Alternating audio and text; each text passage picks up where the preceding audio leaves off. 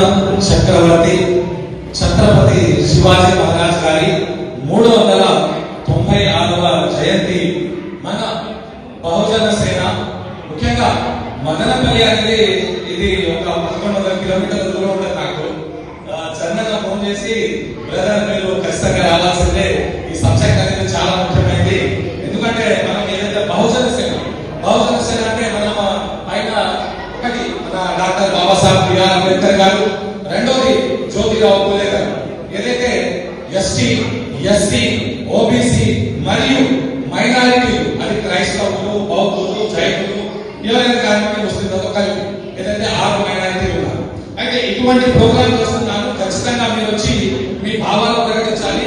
ఏదైతే ముఖ్యంగా ముస్లింలకు సంబంధించి ఛత్రపతి శివాజీ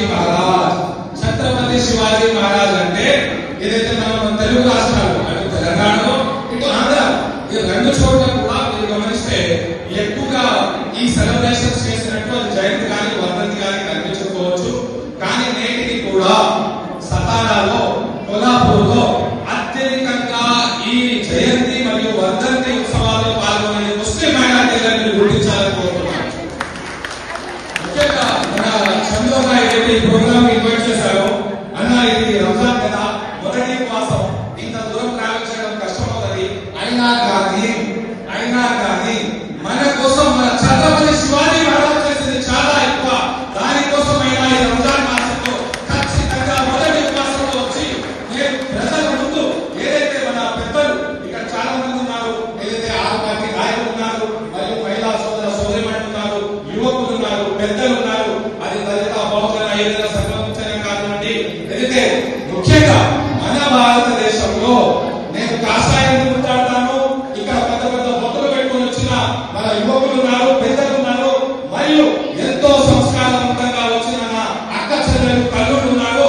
ఇటు కాషాయాన్ని గుర్తాడతాను, అటు భారతదేశ చట్టాలలో ఉన్న ఆకుపచ్చలను కూడా గుర్తాడతాను.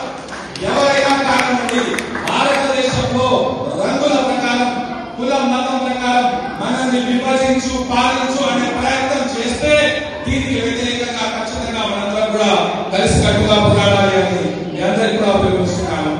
ఇక్కడ మహిళా మంత్రులు ఉన్నారు కాబట్టి మీకు ఒక ఏదైతే ముఖ్యంగా నేను ఈ రోజు మీ ముందు చెప్పిపోయే ఒక్కొక్క చరిత్ర కుటుంబం ఏదైతే ఉన్నదో అందులో పేరు నుంచి ప్రస్తావన అనేది మీరు గ్రోత్లో వెతుకుతారా, గూగుల్లో వెతుకుతారా, ఇంకా ఎక్కడైనా వెతకవచ్చు. ఒక్కొక్క అంశం అనేది చాలా విధంగా వివరిస్తాను. ముఖ్యంగా ఏదైతే మహిళలకు సంబంధించి మన ఛత్రపతి శివాజీ మహారాజ్ గారు ముస్లింలను ఏ విధంగా వారు అన్ని అంశాలను, అటు ఖురాన్ అంశం కానివ్వండి, అటు మస్జిద్ అంశం కానివ్వండి, అటు మహిళలు ఎవరైతే ఏదైతే కళ్యాణ్ అనే ఒక మన సామ్రాజ్యాన్ని అక్కడ మన ఛత్రపతి శివాజీ మహారాజ్ గారికి సంబంధించిన ఒక సేనాధిపతి దాన్ని కైవసం చేసుకోవడం జరిగింది. అప్పుడు అక్కడ ఒక ముస్లిం మహిళను ఏదైతే రాజు అక్కడ ముల్లా మొహమ్మద్ అని ఉన్నారో వారి ఏదైతే కోడలు ఉన్నదో ఆమెని వారు పట్టుకొని మన శివాజీ మహారాజ్ గారి ముందు ఆమెని ప్రవేశపెట్టి ఈమెను బందీగా ఉంచుకున్నాము, ఎంతో అందంగా ఉన్నది అని చెప్పడం జరిగింది. ఆయన సర్వసాధారణంగా ఇవన్నీ పరిపాలనా అంశాలలో ఆ రాజుల ఏదైతే రాజ్యాలు నడిచాయో ఆ రాజ్యాలలో రాజులకు ఉండే గొడవలు ఏమిటంటే ఈ సామ్రాజ్యం నాది, ఈ భూమి నాది, ఈ ప్రాంతం నాది, ఇక్కడ ఎంత రక్తపాతమైనా ఎన్ని త్యాగాలైనా ఏదైనా చేసి మా సామ్రాజ్యాన్ని మేము కాపాడుకుంటాము అని చెప్పే ఏదైతే ధోరణి ఉందో అదే మన ఛత్రపతి శివాజీ మహారాజ్ గారి నుంచి మనం నేర్చుకున్నాం.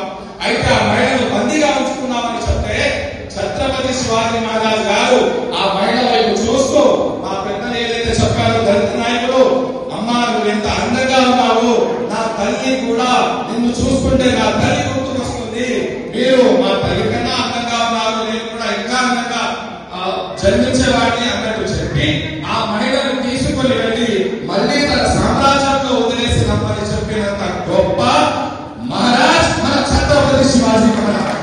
అయితే ఛత్రపతి శివాజీ మహారాజ్ సైన్యం గురించి, వారి సైన్యంలో ఉన్న ముస్లింల గురించి ఏదైతే ముఖ్యంగా ఎక్కువ శాతం ముస్లింలే ఉండేవారంటారు. ఏదైతే ఇప్పుడు మనం చాలా అంశాలు చూస్తున్నాం, ఈ అంశాలలో మీరు గమనిస్తే ముస్లింల గురించి ఏదైతే చాలా ఒక అపవాదాన్ని సూచించడం, ఇప్పుడు చాలా అంశాలలో నేను మాట్లాడడం అనేది ఇప్పుడు భావ్యం లేకపోయినా ఛత్రపతి శివాజీ మహారాజ్ గారికి సంబంధించి హైదర్ అలీ ఒక వారి సీక్రెట్స్ కూడా హైదర్ గారే చూసేవారు. అయితే హైదర్ గారిని సంబోధించి ఒక పెద్ద ఆయన ఏమన్నాడంటే, సార్ మీరు ముస్లింలని ఎక్కువగా నమ్ముతున్నారు, ఛత్రపతి శివాజీ మహారాజ్ గారు మీరు ముస్లింలని ఎక్కువగా నమ్ముతున్నారు, దయచేసి నమ్మొద్దండి అన్నారు. అంటే ప్రతి చోట ఉంటారు పుట్టించేవాడు. ఇప్పుడు చెప్పాను కదా, నా గడ్డ ఉంది, పెద్ద పెద్ద బొత్తులు ఉన్నాయి, కాషాయం రంగు ఉంది, ఆకుపచ్చ రంగు ఉంది. ఏమవుతుందండి, మన భారతదేశంలో అన్ని కులాల మతాల వారు, ప్రజాస్వామ్యవాదులు, రాజ్యాంగవాదులు, లౌకికవాదులు అందరూ కలిసి ఉండే దేశమే మన భారతదేశం. ప్రపంచ దేశాల్లో ఎక్కడ లేదు. మీరు ఎన్ని అరబ్ కంట్రీలు చెప్పుకున్నా, ఎన్ని ఫారెన్ కంట్రీలు చెప్పుకున్నా, నా దేశ గొప్పతనం, నా దేశానికి మించిన దేశమే లేదు. మీరు ఏ దగ్గర చెప్పుకోండి. అయితే ముఖ్యంగా ఆ సందర్భాన ఛత్రపతి శివాజీ మహారాజ్ గారు స్పష్టంగా చెప్పారు, నేను ముస్లిం, ఆయన గురించి ఏదైతే రంగులు, మతము, కులము చూసి ఉండరు, ఆయన గారు ఏదైతే వారికి ఈ సామ్రాజ్యాన్ని నడిపించే వారికి ఉన్న ధైర్యం, మెరుగువ, నైపుణ్యం, దాన్ని చూసే నేను ఆయన నమ్ముతాను తప్ప కులం, మతం చూసేవాడు కాదు శివాజీ మహారాజ్ అన్నారు. ఇంకా ముఖ్యంగా ఏదైతే ఖురాన్ గురించి, ఇప్పుడు ఖురాన్ గురించి ఎన్ని జరుగుతున్నాయి, ఎన్ని చెప్పుకుంటున్నారు అది పక్కన పెడితే, ఛత్రపతి శివాజీ మహారాజ్ ఎవరినైతే మీరు హిందుత్వ ఐకాన్ గా చెప్పాలనుకుంటున్నారో మేము ఆయన్ని ప్రతి ఒక్కరికి ఏకంగా నమ్ముతాం. అయితే ఛత్రపతి శివాజీ మహారాజ్ ఖురాన్ని కూడా యుద్ధం చేసినప్పుడు ఏదైతే ఖురాన్ ఉంటుందో ఆ ఖురాన్ని కూడా ముస్లిం సోల్జర్స్ కి పిలిపించి వాళ్ళ చేతుల్లో ఇచ్చేసేవారు. అంత గౌరవం మన మహారాజ్ చేశాడు. అది మన మహారాజ్ గొప్పతనం. దాన్ని మన దేవుడు గుర్తించాలి. అంతే తప్ప ఇప్పుడు ప్రస్తుతానికి మన సమాజంలో నడుస్తున్న వాటికి ఛత్రపతి శివాజీ మహారాజ్ లాంటి వాడు ఏ విధంగా అయితే ఒక లౌకికవాదాన్ని మనందరికి చాటారు. మన పెద్ద ఆయన చెప్పారు, ఇందాక మన ముస్లిం భక్తులు కొంతమంది చెప్పారు, ఎక్కడైనా కానివ్వండి మనం కనుక కులం, మతం అనేది మన దాంట్లో వచ్చేస్తే, ఏదైతే మన చందు అన్న బహుజన సేనని స్థాపించాడో ఆ బహుజన సేన లక్ష్యం, గమ్యం, మార్గం కూడా అతను యువకులను చైతన్యపరుస్తూ మాలాంటి ఎందరో యువకులను భారతదేశానికి ఛత్రపతి శివాజీ మహారాజ్ లాంటి పోరాట పడిపడి మనందరం కూడా తీసుకుని రావాలి, రాజ్యాంగాన్ని పరిరక్షించాలి, లౌకికవాదాన్ని పరిరక్షించాలి అని చెప్పి చందు అన్న చేస్తున్న పోరాటంలో మేమందరం కూడా వారికి చేదోడు వాదోడుగా ఉంటామని తెలియపరుస్తున్నారు. అఫ్జల్ ఖాన్ అని ఇంకొక రాజు ఉండేవాడు. ఆ రాజు చనిపోయాడు, సామ్రాజ్యం గెలిచాడు ఛత్రపతి శివాజీ మహారాజ్. ఆయన శవాన్ని కూడా అంత్యక్రియలు సరిగా చేయండి, ఆ మత ప్రకారం చేయండి అని చెప్పి బతికున్న వాళ్ళనే కాదు, చనిపోయిన శవాలు కూడా చేసిన గొప్ప వ్యక్తి ఛత్రపతి శివాజీ మహారాజ్. అయితే ఇంతటి గొప్ప ఉన్న వ్యక్తికి సంబంధించి ముస్లిం మైనారిటీలలో ఎక్కడైనా వస్తుందా రాదా అంటే, ఏమిటి మీరు పుస్తకాల్లో ఉన్న చరిత్రను ఏ విధంగా వక్రీకరిస్తున్నారో చూస్తున్నారు. అయితే అలాంటిది ఛత్రపతి శివాజీ మహారాజు గారి చరిత్ర మా గుండెల్లో ఉంది. మా తల్లులు కూడా ఛత్రపతి శివాజీ మహారాజు ఏదైతే త్యాగాలు ఉన్నాయో వారి పోరాట పట్టణను చెప్తూ ముందుకు తీసుకెళ్తున్నారు. అది మీరందరూ గ్రహించాలని కోరుతున్నాము.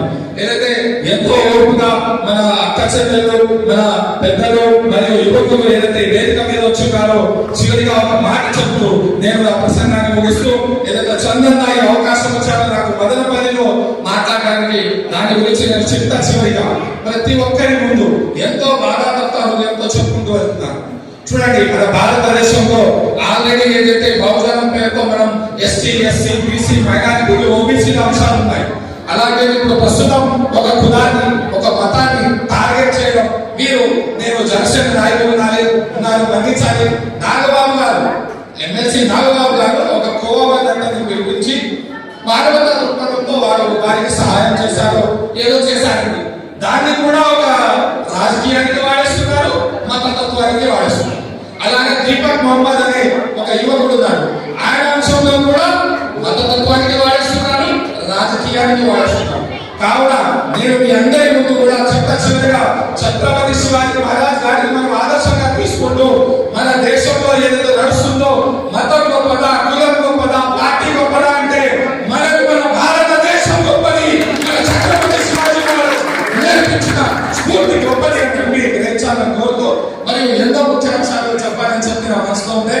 కానీ అయినా కూడా ఏదైతే నాకు ఎక్కువ సమయం ఇచ్చి నాకు ఈ అవకాశం కల్పించిన మా చంద్రబాబుకు మరియు ముఖ్యంగా చందన్న ఈ మాట మీరు వినాలి.